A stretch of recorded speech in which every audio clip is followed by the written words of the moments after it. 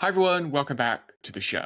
In this episode, we're joined by Martin Gillespie, who is an award-winning global leader in metabolic health and well-being. He is a regular writer for several global media outlets and an award-winning best-selling author. He is also a podcaster and host of Metabolic Wellbeing without the BS. Be prepared to learn what metabolic health is and why it matters, the core fundamentals when it comes to improving our metabolic health, the connection between our oral health and our metabolic health, or the other way around, metabolic health and oral health, why eating more eggs is important and great for our health, and so much more. For that though, this episode is brought to you by Riverside.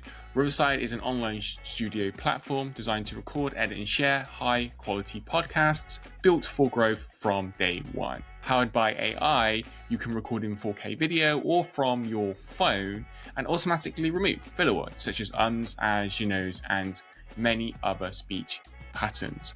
Built for human conversations, Riverside makes it super easy and simple to create a podcast that sounds great. Ready to start your podcast and share your message with the world? Check out the link in the show note description to learn more about Riverside and get a 15%, yes, that's a 15% discount off a paid subscription.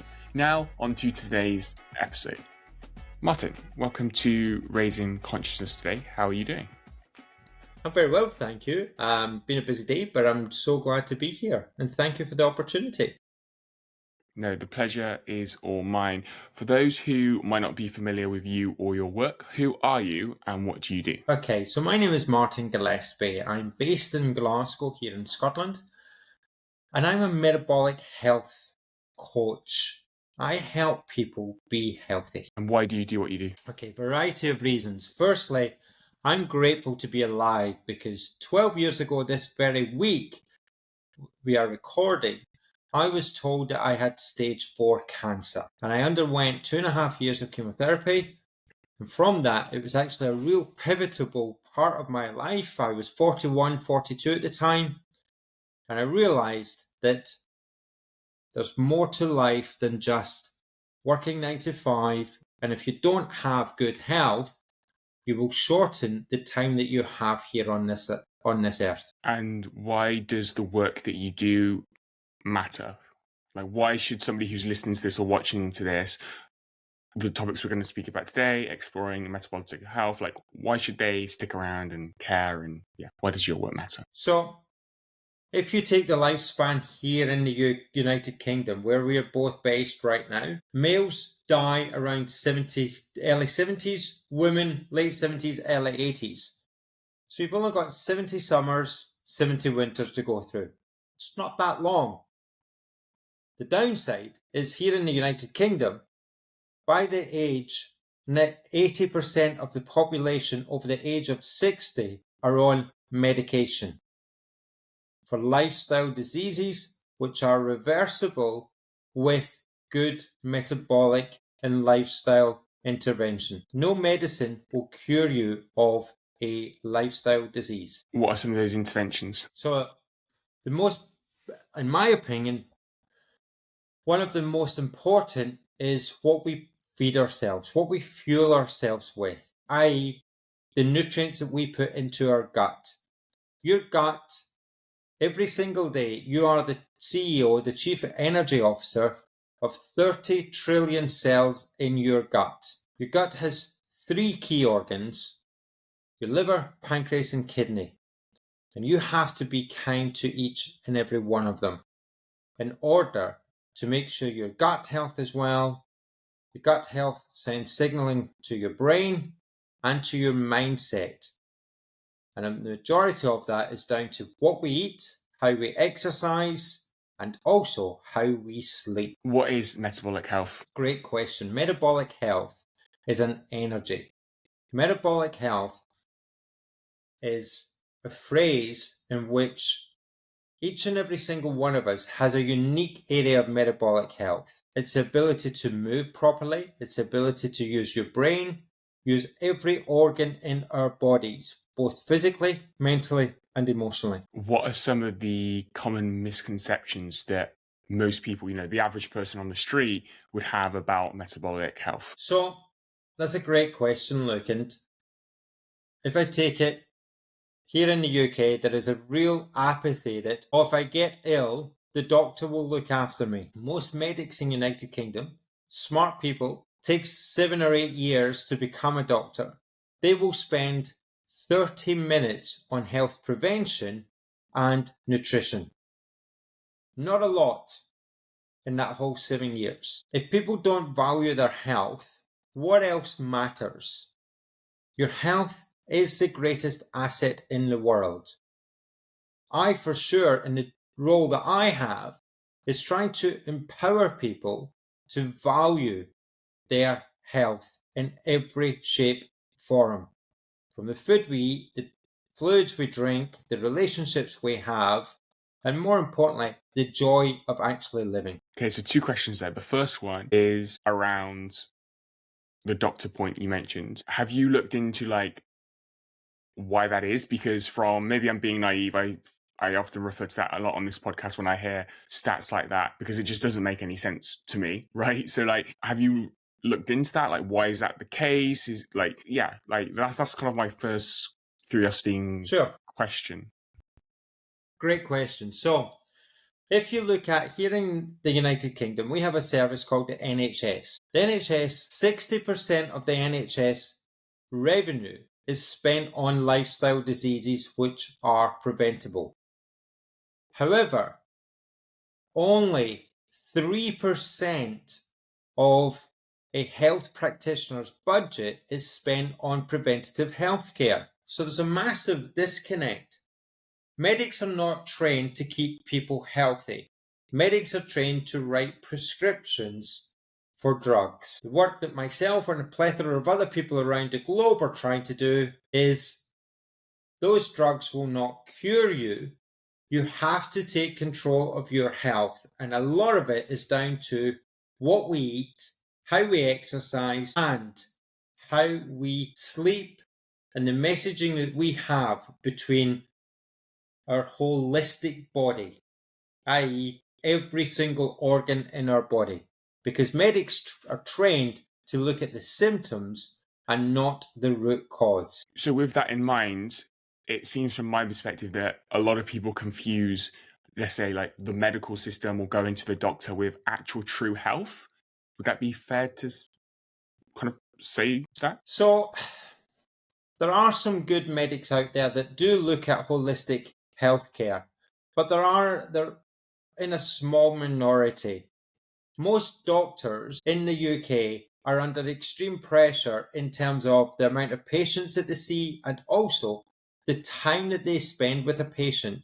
So in the UK, they will only spend 10 minutes with a patient. In Australia, they will spend 7 minutes with a patient. Wow. And I guess like also in that, like the long gone are the days of like, especially if, you know, how old I am. But I understood there was like this concept of like a family doctor where like now, I mean, I haven't been to the doctor for years, right? But when I used to, right, you see a different person every time. And for me, like, especially when it comes to our health, it's about building that relationship with trusted professionals so they get to know us and like our body in a way and like our, you know, lifestyle maybe. So is that also like part of the challenge, is just basically like how the system is set up? Yeah, you make a really good point. So when we look at the medical profession, there are so many disciplines in the medical profession.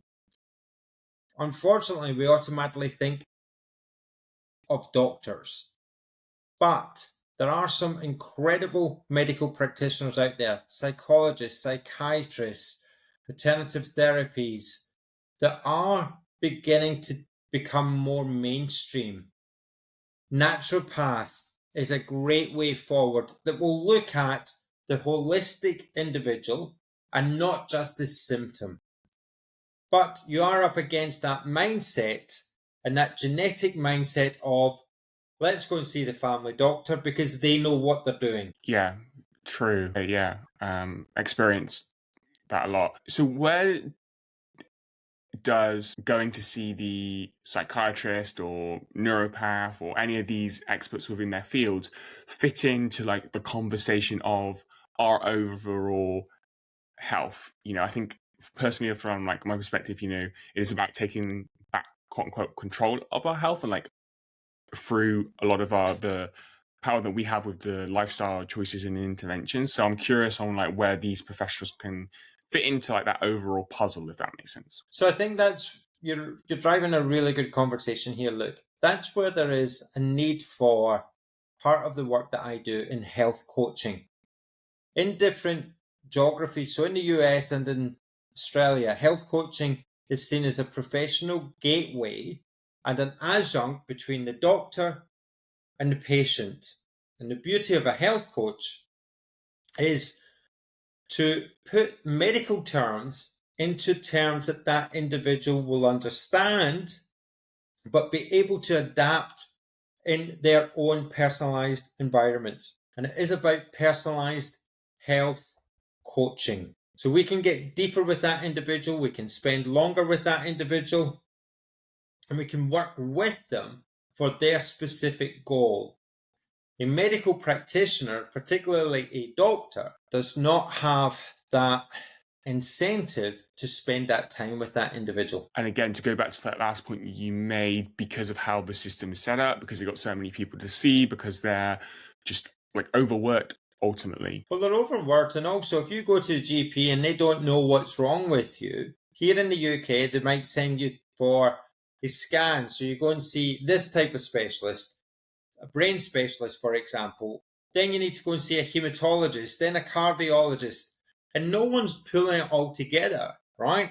And the poor GP's sitting there going, wait a minute, in the hierarchical structure of medicine, a hematologist is up here, brain surgeon is up here, GP's here, we're trying to liaise with everybody. So it gets kind of lost in communication. Whilst what health coaching allows is what holistically is happening with you at a cellular level, at an individual level, at a relationship level, and you get deeper into building that trust with the individual. So when you work with clients, do you also like do you work with clients? What's the question I want to ask it? Like on that one-to-one basis, or do you also have like a relationship with their doctor in some way as well? Like how does health coaching then fit in? So like somebody could come to you for health coaching, but then also be going to see their doctor every week, right? So I'm just kind of like wondering how all this like fits together to help people to really, I guess like live their healthiest life possible. So it's a bit of both. I will work with health practitioners because they can do things I can't do. My job is to put that into attainable, almost like I'm an accountability partner for that individual. I will hold that individual with specific goals. If that's a goal setting that they have to do, whether it be weight loss, reverse type 2 diabetes, off certain medications, deprescription models with efficacy, looking at reversing biomarkers and teaching them biomarkers to prevent from Alzheimer's, from chronic inflammation in their gut. It depends. And I also have the time and the skills to be able to go, if you're on these medications, here's how to reboot your immune system. Interesting. Okay, that makes sense. The other point I wanted to kind of pick up on was that I think the general kind of consensus is that most people on some level, understand that health is important, yet their actions may differ, right? So like they may go, I know people that often might say, yeah, how my health is important, but then go and eat fast food, right? So like within the, I don't know, human consciousness, I guess, on some level, we kind of understand it on some level, but our actions, I guess that's the point I'm trying to make, our actions differ. From all the work that you do, why do you think that is, and what's the solution? So that's a great point, Luke, and I want to drive something.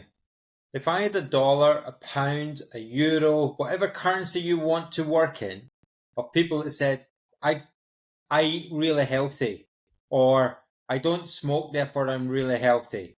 The excuses are endless. You don't become ill overnight. It is over an accumulative period. So one of the tools that I do, especially on one-on-one basis, regardless of the location of that individual I'm coaching, I now ask them, as a prerequisite before engaging with me, to send me a photograph of where they keep what they would call food, whether it be in the fridge, in the pantry, in a cupboard, so I have an understanding of what they think is real food. And what are often the pictures you get back? Oh man, they are brilliant. So a great one is tomato ketchup. And the excuse is, oh, but my wife or my partner buys it for me. But no one forces it onto your plate and into your stomach. Mayonnaise, again, very high in vegetable oil, which is a toxin. You look at, in their freezer or in their fridge, they'll have the meal for one or the meal for two that is out of the high street, out of Marks and Spencer's or out of whatever store they have, and they don't realize that in that plastic container is a plethora of toxins. And I try and teach them, for example, in the English language, there are over 250 words for the word sugar. I did see that. Yeah, it was crazy. And how the food companies, When you manufacturers break that down and you say, what did you have to eat? And I demonstrate, as they're talking to me, I will have a glass and I will pour, I have sugar here, and I will pour the amount of sugar that they're taking on a daily basis as they're explaining to me what they have. 90% of my clients have a glass, I should have one here, but a glass, roughly of about 250 mils if you had to fill it, full of sugar every day. But they don't know. What are the downstream effects of that? Hugely. So one of the things that you look at, if you are having too much sugar, you're producing too much insulin. If you're producing too much insulin, you're on a pathway for what you would call metabolic dysfunction. That is too much fat over your organs, too much fat in your cellular level. You've got visceral fat within your body. You've got things like poor eyesight, poor inflammation, high levels of inflammation in your body, poor sleep, poor functioning, if that makes sense. Bleeding gums in your mouth. There are a whole array of things like, as we're now going into winter months, really cold extremities about your fingers and toes. If you're getting cold fingers consecutively, it means that your blood flow is not well within your body. You've got potentially too much sugar and too many toxins floating around your body. We'll get back talking to Martin in just one moment, but before we do so, I would just like to mention Real Superfoods. Real Superfoods is on a mission to make superfoods more accessible to everyone without compromising quality. My favorite Real Superfood product is their Magic Matcha blend, which tastes great in smoothies, in cookies, or as a matcha latte. Very, very yum. You can try their Magic Matcha or any other of their products and get a 20% discount on your first purchase by going to the link in the show note description and using code RC20. That's code RC20 for a 20% discount off your first purchase. Now let's get back to today's episode with Martin. Getting back to metabolic health, what are the core fundamentals that people need to know when it comes to metabolic health? So don't be afraid of the sun. Get outside, even in winter now, right? Get up, get natural sunlight in the morning and at night. We spend way too much time indoors, regardless of the location that you are. Eat real foods. And real food that I will say are things like animal protein, good healthy fats, seasonal vegetables. Skip the pasta, skip the pizza, skip the potatoes. They are high in carbohydrates. Carbohydrates break down into starch and sugar. Eliminate fizzy drinks. Control the amount of alcohol. Here we are in the winter period near Thanksgiving or Christmas time. control or eliminate alcohol within your body, and try and practice sleeping between 7 and 9 hours regularly, i.e. daily. You have a podcast that's called, I believe it's called Without the BS. Without the BS.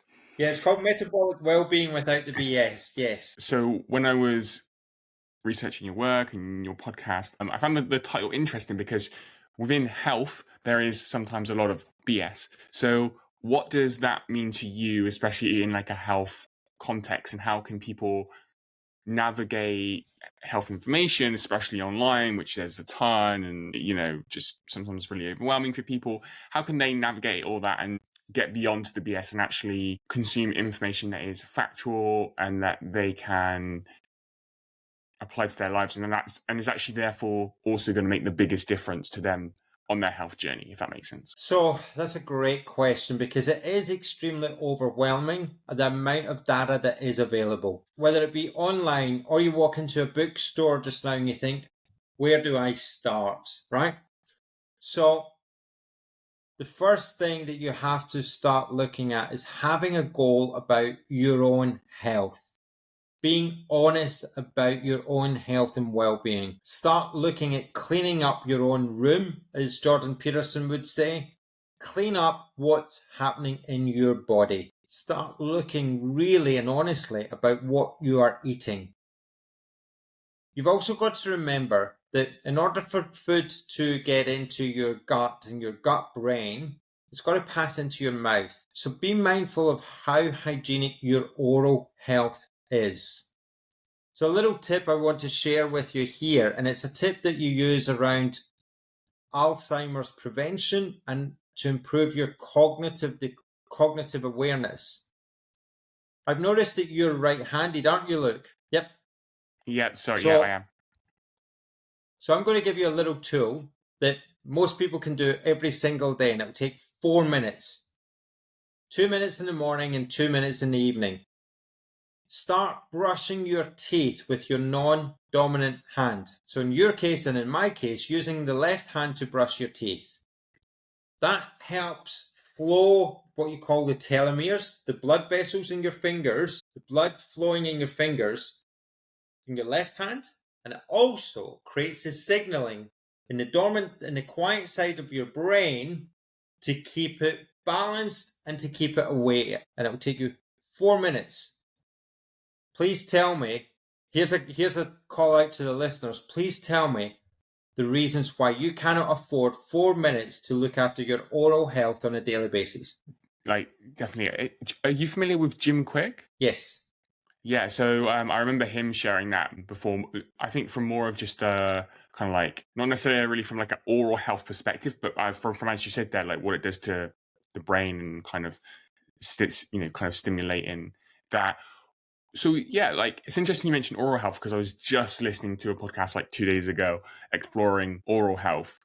So what's the connection relationship between oral health and metabolic health? That's a great question, Luke, and it is one that is tends to be forgotten about. So let's take it from early childhood, and you are teething. Over the last 30, 40 years in particular, there have been an influx of ultra-processed children's food that is now available in supermarkets. Now, when children are teething, their immune system is very poor because their gums are bleeding, if that makes sense. You're pushing your baby teeth out. So in order for them to get optimal health at that young age, so we're talking 1 year old, give them a lamb chop to hold on, or a pork chop, or something that they can hold, creates a neural pathway from holding it. They will suck at that meat.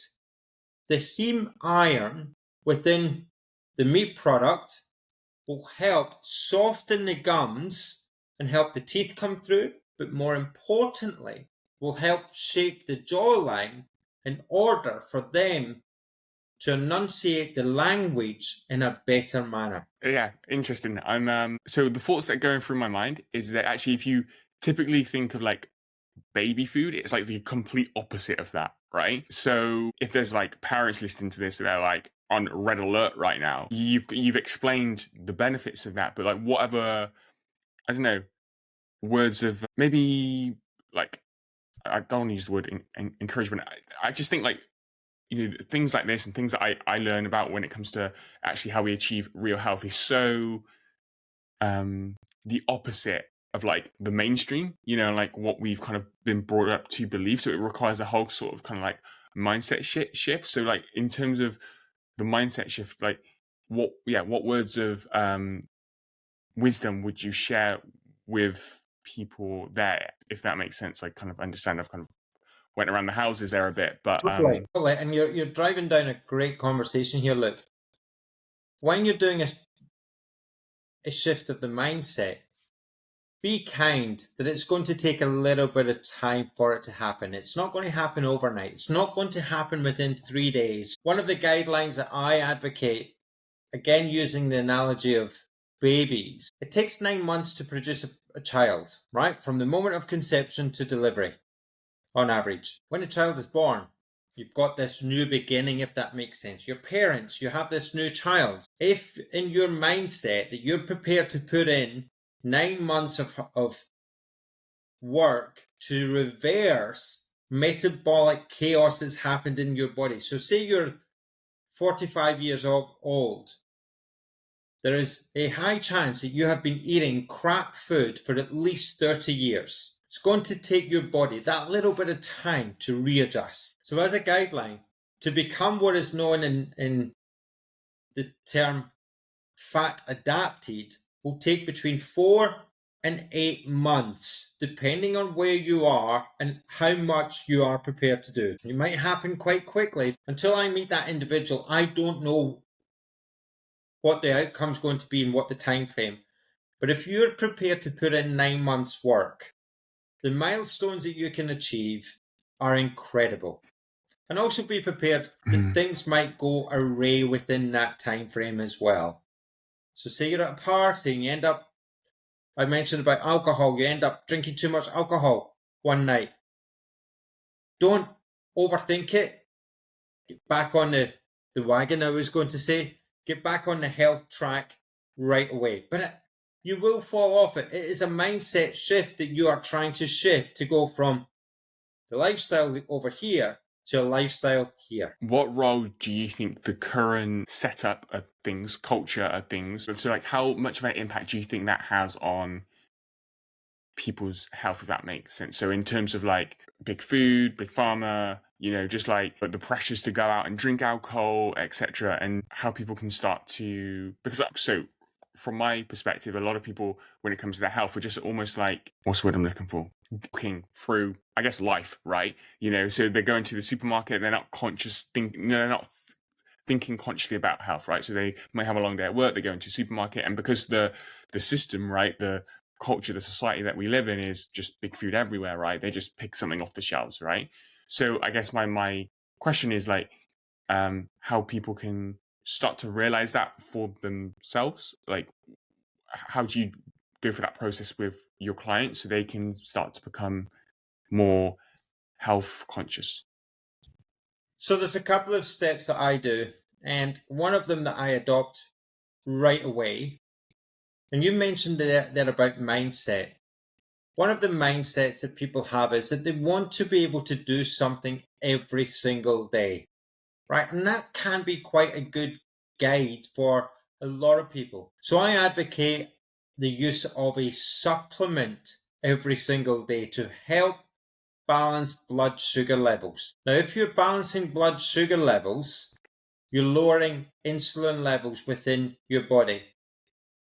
You're also impacting the gateway between your gut brain, and the brain up the stairs in your head. And it is a shift that happens. I promote one of the advocacies I have is that I encourage intermittent fasting, but also the use of being able to eat within what is known as a time-restricted time frame, or time-restricted eating, as your listeners might know. So eating between 12 and 6. And I apply a philosophy called 3-2-1. And no, it's not the game show host from the game show from the 80s and 90s in the UK. So 3 hours before going to bed should be the last amount of food that you should be eating. 2 hours before going to bed should be the last time that you have a blue screen in front of your eyes. And 1 hour before going to bed, have a glass, maybe about 250 mils of salted water to help flush through any toxins that are in your body. You will go to the bathroom and you will sleep better. I'm sorry, I think my camera went. Interesting. So you mentioned the supplement there. What's that? What's the supplement you recommend for people to balance their? So I promote a supplement called Unimate, Unimate, and Balance. So is that the name of the brand? Yes. So they're both from the yerba mate tea leaf in South America. That's YERBAMATE. And these help promote, the Unimate helps promote fasting, and the Balance has a amount of fiber that helps clean your gut of all the toxins that are in it. Toxins has come up a few times throughout our conversation today. When you refer to toxins, what are you referring to? So I'm going to use a term that is widely used called endocrine disruptors. So if you look at the majority of people will wash their clothes in washing powders. Those washing powders that you buy in supermarkets have got over 100 different chemicals in them.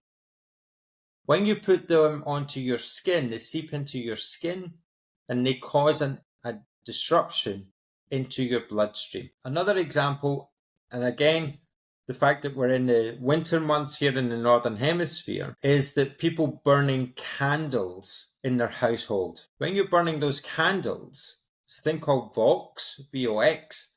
That is an endocrine disruptor. You're inhaling these chemicals, whether you're awake or sleeping, they're still in the environment and you're inhaling them. That impairs your central nervous system, and in particular your respiratory system.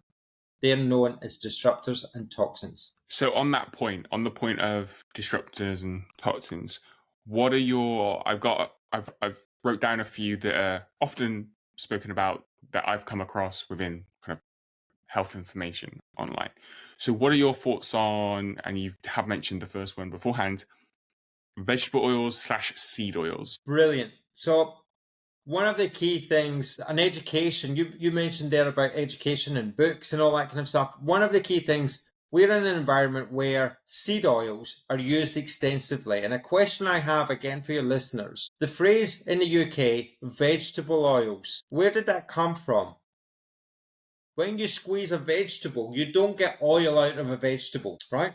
Vegetable oil and seed oils are a little bit like if you have a vehicle, a car, and if you can use your imagination and you think of the bottom of your fuel tank, and over time, that residual sludge that's at the bottom, that's what seed oils and vegetable oils are like. And that's what you're inhaling every time you go for Uber Eats or you go to certain restaurants that will cook in vegetable oils. Martin, why do you think there's a...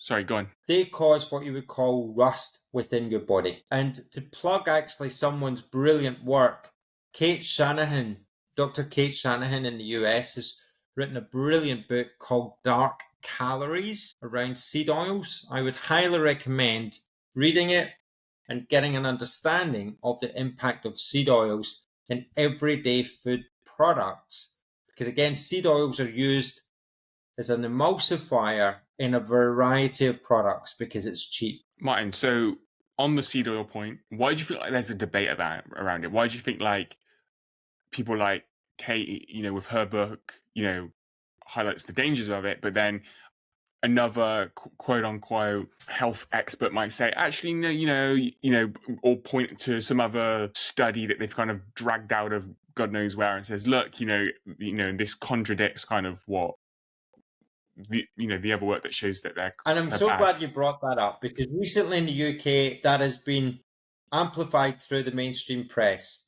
So seed oils deplete your body of omega-3. If you're depleted of omega-3, your body is going to convulse. Your body is going to rust and cause major inflammation. Omega-3, in order to get a boost of omega-3, the best way is eating seafood. Seed oils are high in omega-6. They will cause disruption within your body. Yeah, and so I think that just because there's that, no one's debating, well, actually, maybe that, but anyway, my point was going to be because of that question mark on it, there's obviously something there that points to the fact that are humans meant to be consuming it, right? So I'm just okay, I'm just gonna stay away from it. But it's interesting why some parts, whether it's the media or even health professionals, contradict the great work that other people do around and exposing the toxicity of seed oils, right? So yeah, it's interesting why there is this debate, because there is that debate. I'm just actually there must be something around this. So a really great example that we could share with the listeners: going to the supermarket, and a great way of demonstrating it in 2 ways that you can do it at home. Go and buy margarine and butter. So grass-fed butter in one hand and margarine in the other hand. Put them in 2 steps, get a good spoonful of each, and put them onto a plate. Put them in the microwave if you do have a microwave for a minute. The butter will melt. Put the margarine in the microwave and watch what happens. Plastic does not melt. The other tip that you can have is if you have a house and you have a garden, again, the demonstration you can have is take 2 spoonfuls of each, put them on the garden path, and watch the one where all the ants and small animals will go. They will body swerve the margarine and go straight to the butter. That reminds me of a video I watched on Twitter, and I think it was they had all this fast food, right? And they were feeding it to, I'm not sure what the animal was, or they kind of left it out, and the animal kind of approached it, sniffed it, and was just kind of went back to sleep or something, or just walked off. And I was just oh wow, yeah, it just kind of shows you, right? Wow, yeah, that is not real food, and the animals know it.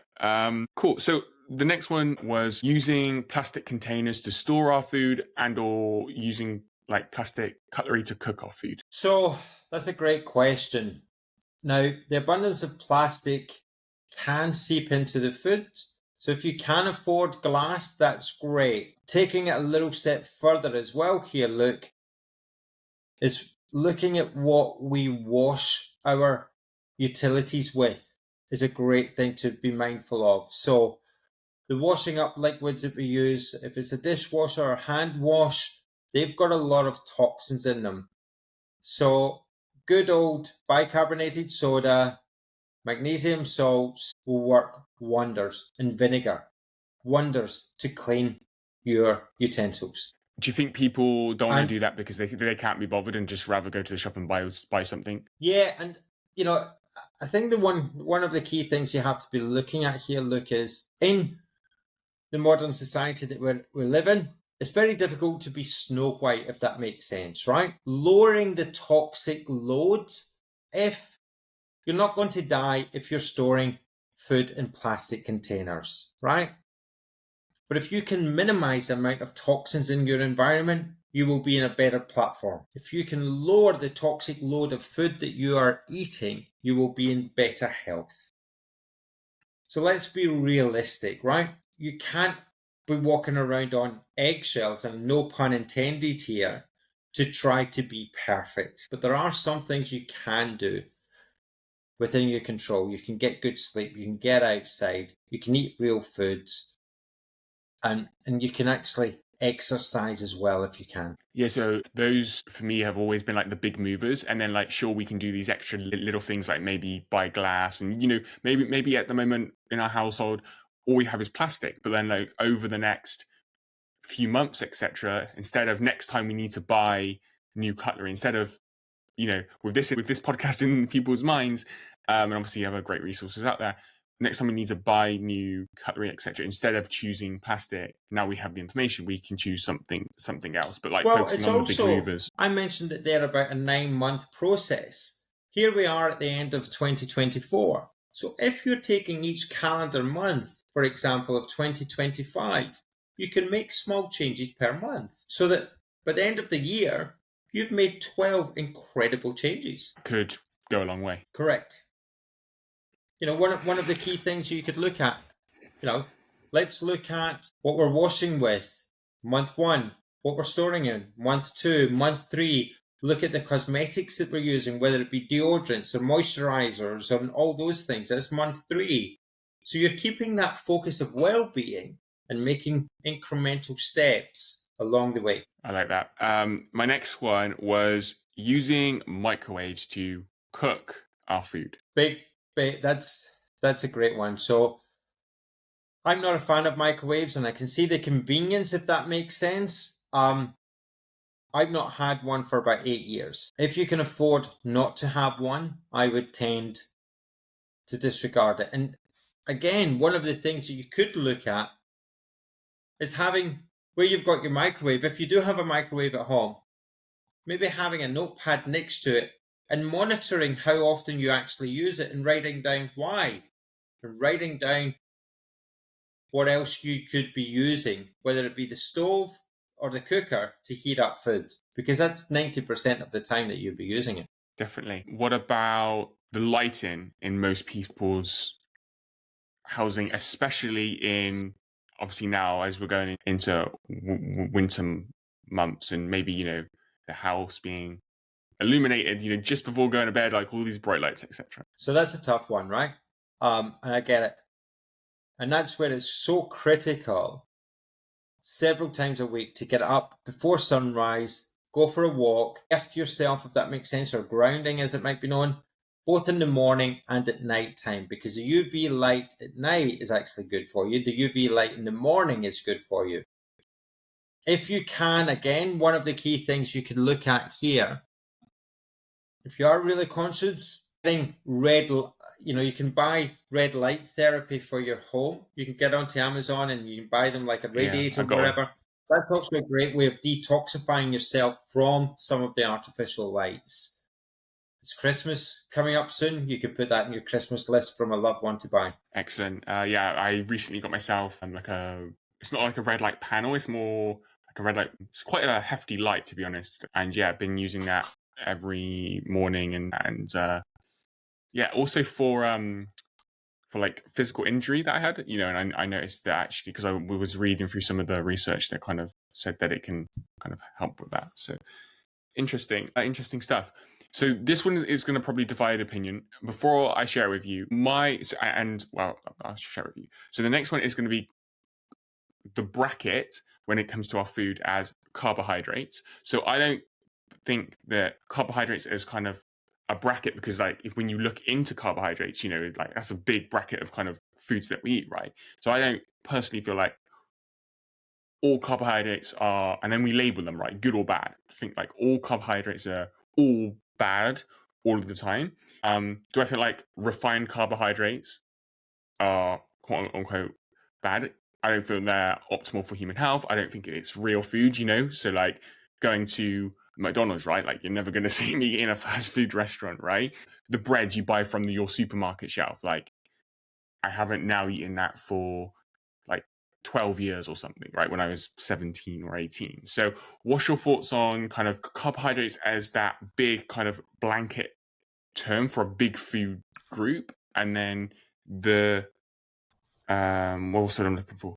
The kind of spectrum within carbohydrates from quote unquote good to quote unquote bad. So it's a great question. And believe it or not, there are people who actually need carbohydrates, because if you look at when you start doing personalized coaching and you go into mineral component of that individual, they might actually work well with things like sauerkraut, pickled vegetables, right? Which are high. I was going to say they're high in carbohydrates, but they could be high in certain people, but they work with others. So if you are to take carbohydrates, my general blanket is take them where you can burn off that excess energy fuel, right? So if you are going to take them, say for example, you make a great point there about bread. In the UK, the way that bread is made is almost like sugar, if that makes sense. But say, for example, you were making your own bread, so you know what's in it. It's made with almond flour, egg, and salt, and that's basically it. Have it during the day that you can burn that off. If you're having it at night time, it's going to sit on your liver. The days of things like carbo loading for exercise is poor science behind it, if any science. And I speak from a personal point of view.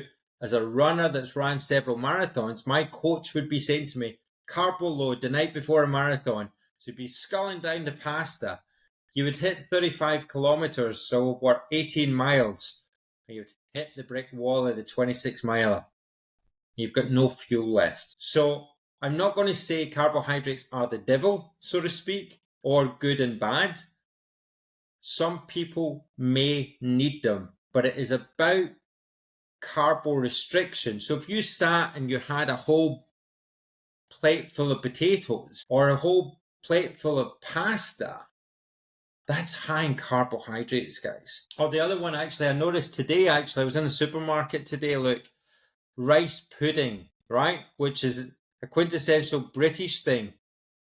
I was looking at the amount of sugar content in the servings that they have on the labels, and I'm thinking, my God, I think it was something like 38% of it was carbohydrate. And this mentality, if you take sushi, for example, white rice is extremely high in carbohydrates. So if you are going to have it when you can burn it off, so to speak. That you're not going to have it even 3 hours before sleeping is not enough. It will spike your blood sugar. And to tie it into what I was saying earlier around blood sugar balance and why I advocate for a certain supplement is to get that blood sugar balance throughout the day so that you're working in an optimal platform to perform to your best. On the point there around carbs, it sounds like, no, not sounds like, well, it reminds me of something that I've been exploring a bit more of, and it doesn't just apply to nutrition and the food that we eat, but health overall, of like this personalized approach, that like personalized nutrition, that one food can affect me very differently to, it might affect you, to how it affects my brother. And I think that's something that a lot of people don't consciously realize as well. So yeah, what's your thoughts on personalized nutrition? Is it something you recommend to your clients? Is it something that you've researched a lot of? What's your thoughts? So as a clinical nutritionist, it is something that I'm very passionate around. It is something that you've got to look at that individual to work out what works for them, because you delve down a rabbit hole of things like the mineral content in someone's gut.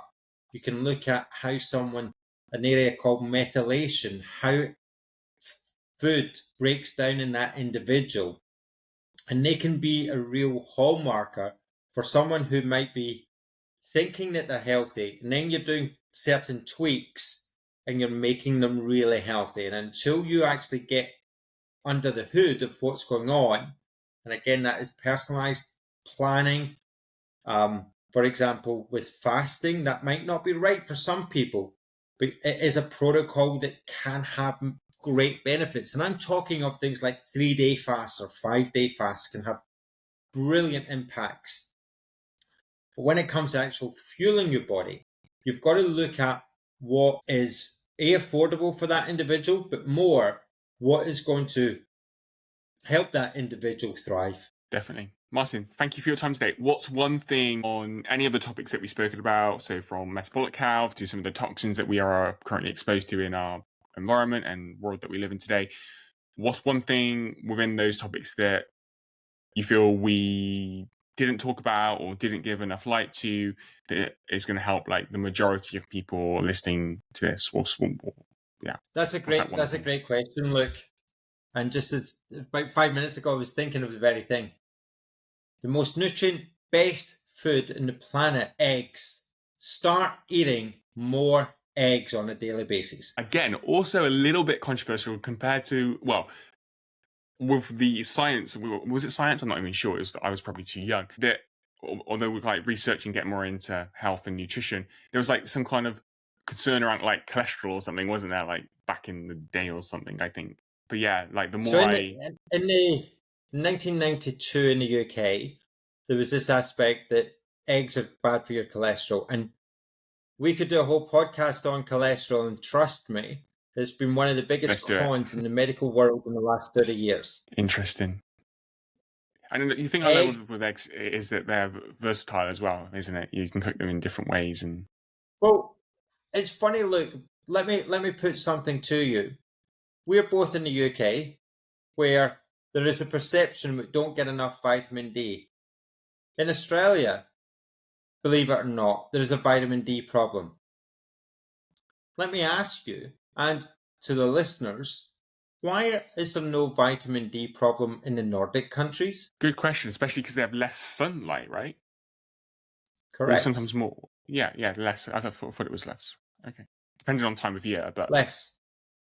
yeah. So they eat good fats and they consume a hell of a lot of eggs and fatty fish. What's the, just kind of quickly on that, because you sparked my curiosity. What's the relationship then between, or is there a relationship between vitamin D and fat and like fats in general? Like Yeah. So the yolk in eggs contain vitamin D, and you've also got to remember vitamin D is both a vitamin and a hormone. The vitamin D we get from the sun has got different elements to what we contain in foods. Both are critical because they run very closely to a thing called K2 within our body, and they also synthesize all the other vitamins in our body. Eating an acronym called SMASH, for example, sardines, mackerel, anchovies, salmon, herring, are a great way of getting good vitamin D into your body, as well as eggs. Amazing. Martin, thank you for your time today. It's been a pleasure having you on the show and discussing and talking about all the topics and subtopics that we have spoken about.